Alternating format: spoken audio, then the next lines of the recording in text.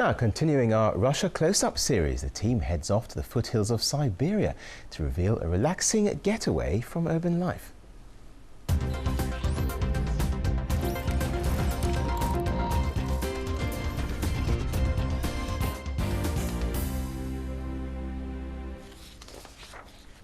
We're in Chelyabinsk in the southern Urals, a region closed off to foreigners until as recently as the 1990s.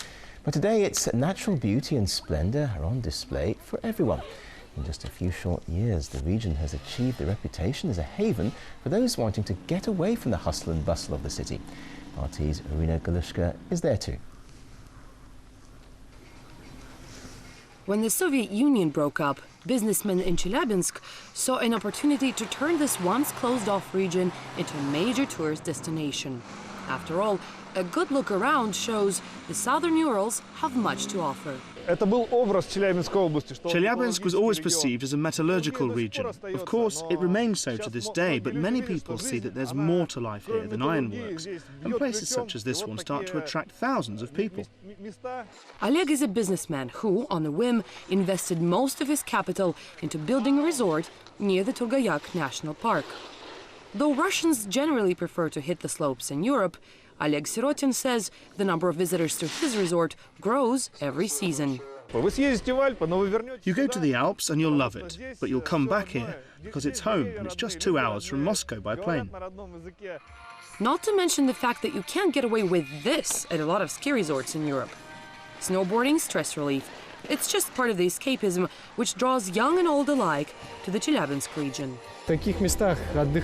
In places like this, you really do relax. You get away from the fuss of a large city, which is totally unnecessary. And it's all about resting your mind and body. The landscape in this part of the Urals mountains actually goes a long way towards helping the mind unwind. Of course, there are plenty of gorgeous places in the world that have mountains and snow. But if you want a true Russian winter fairy tale, then Taganai National Park is definitely the place for you. Here we met another Oleg, the head of Taganai Travel, and the owner of the hiking camps in the national park's grounds. We began building our first huts 8 years ago, literally pulling all the weight. We carried all the building materials on our backs.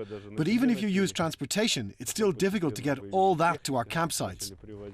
But thousands of tourists every year do manage, because the region, previously known as Russia's defense stronghold, has too much to ignore when it comes to natural beauty and tranquility. In the Chelyabinsk region, Irina Galushka, RT. Well, let's move on now to some international stories making headlines.